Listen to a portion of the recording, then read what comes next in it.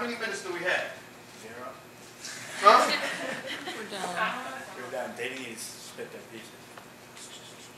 All right, as soon as you're ready, start. It's so hot this summer. I'm walking down my road of success. Fluorescent sun beats down on my crystalline shoulder. Praying for water, I am only a sensual child, born of rude nicotine nights in the kitchen. Hiding my fright with my swanky glasses, I become eccentric but rigid. I am tired of all these bleached children begging me to liberate them from their frozen privilege. I wipe my blueberry juice off my face and untighten the rusty fire hydrant. I unleash the cerulean water and pump my fist into the air. I am the gasoline that sparks the fire inside of you.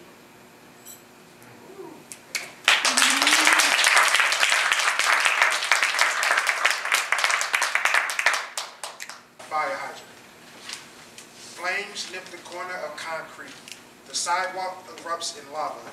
The sun slaps the lemonade from my hand. The sour yellow daffodil drips from fist and curdles to a lemon. Cayenne pepper sweat blinds my onyx pupils, stinging the oasis just long enough to slip my spine to the street. Tongue reptilian dries titanium. Then I hear my salvation, the champagne pop of a fire hydrant. It rains maroon heaven, putting out the charcoal street corners. A child's laugh giggles through the rain.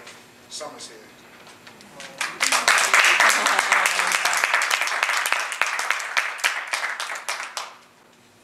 Fire hydrants.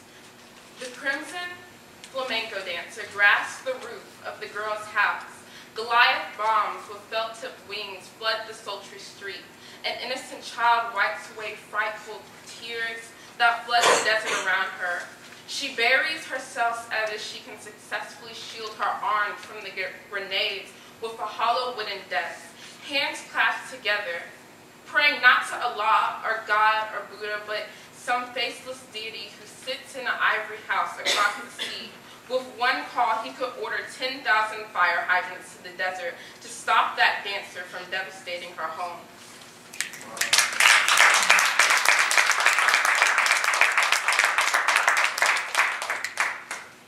I stand half naked in the kitchen. An ambulance shocks me. I'm frozen. I am alienated from the outside world. My skin is charcoal. An innocent boy blinded by aromatic smoke. I confront Goliath as death. In fright, my mother caresses my maroon scab. Gasoline floods my DNA. I am crispy. KFC. No child can understand it. I choke on my tongue. It's become bubblegum. The street paves the way. Another life forgotten. No longer arrogant. I can't hide that I was lonely. My crystalline eyes have lost passion. Children sway in disbelief that this one day could be them. Success thwarted. Redemption possible. Maybe.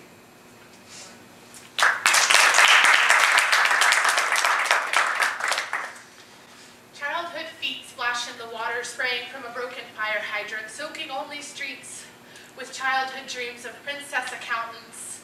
This is not a manicured street, but a broken down, obscure neighborhood buried in shrieks of small children and silver bullet midnight snacks. Somewhere else, in a better neighborhood, children dance through lawns of George Washington grass cut Napoleon Bonaparte short. Who's to say these streets are worth more than the cracked ones? The humans hiding in the clouds and tossing bombs from the sky see no difference.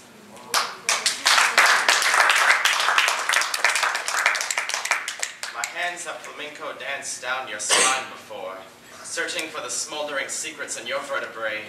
My fingertips are flint, and I've seen you catching fire in the shadows of midday seduction and late afternoon fireworks. You're a 21-gun salute of a girl, and I'm a powder keg, hanging onto our passion by the razor blade ends of my chattering teeth.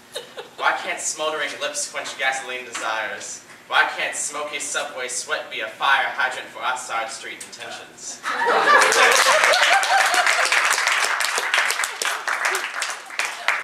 I stare to the sky as a propane-influenced flood of fire consumes my toes. The erotic lullaby of water gushing to come save me seems to become silent. as the devil's liquid hugs me tightly. The flames start to become my last prayer to God, as though the devil has taken me to be his own. The fire hydrant of prayers and scriptures seem to have been my romantic Prince Charming that got attacked by the evil witch on his way to come save me. I prayed to the gods of hell to let me be free, but ever since I traded in my Prince Charming fire hydrant for my peasant man of fire, I've been left flamenco dancing with time until my prince comes to rescue me.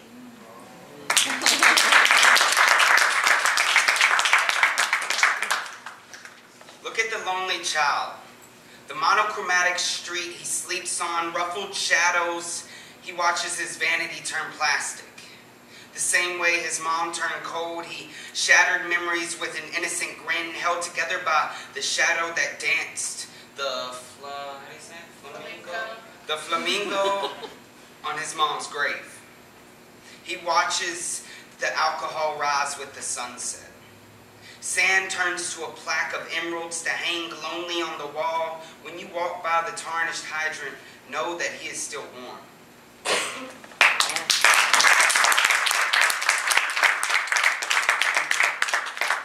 Rose, can we hear something from you, please? We love your feedback on our evaluation slips. I wanted to say that before everybody left. We just want to thank you all and thank Terrell. Terrell was a wonderful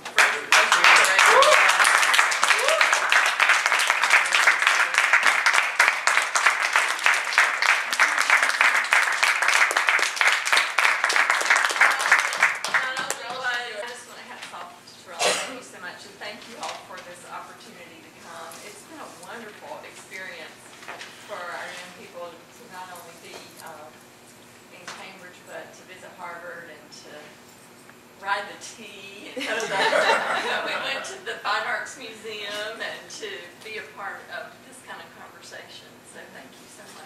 I want to make one more last announcement because we missed our PowerPoint, but that's for all good reasons. That's cool. I didn't have to go through that. But I would like to say that this Wednesday, as a result of a 6-month process, totally disassociated with this, we were trying to, after 10 years in existence, trying to take this writing process and make it legitimate for the school systems. This Wednesday passed. We had a curriculum specialist that we've been working with. Her name is Raphael Green. And what she did was she took all of this wonderful abstract and tangible stuff that we do, and we now have an official, eligible, our writing process is K6 through 12 is an eligible process, and we wanted to launch it here at Harvard. So we want your permission to go home and say, hey, we unveiled our formal curriculum writing process as a curriculum rather than a process at Harvard. Can we do that? Yeah.